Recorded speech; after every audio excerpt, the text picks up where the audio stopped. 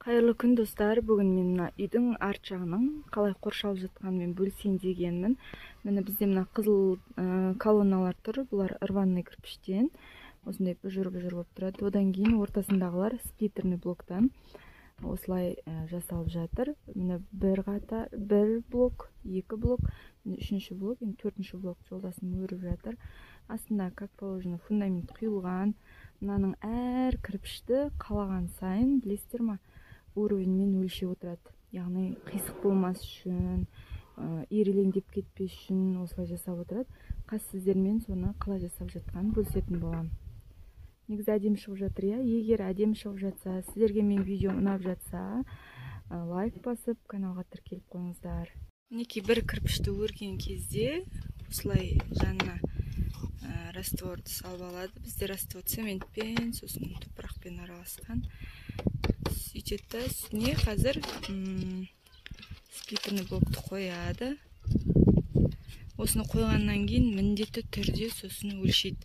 Әр кірпішті қалаған кезде міне осылай түзу еместігін өлшейді. Егер түзу болмай қалса, үстінен балғамен ұрып жібереді, анандай қылып.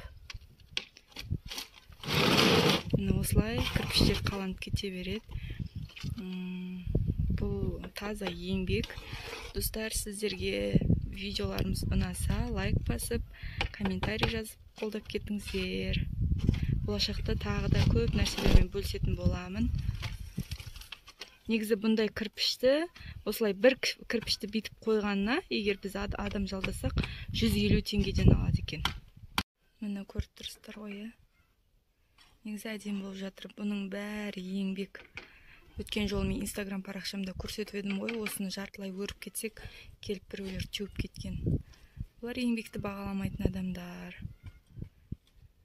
Мінекей әр кірпішті қояды. Одан кейін осылай үстінен басып түзулейді. Міндетті түрде өлшейді сосын. Мінекей мына жағда осылай жартылай тұр. Көлеңке кезде таңертең ерте тұрып жасап жүр.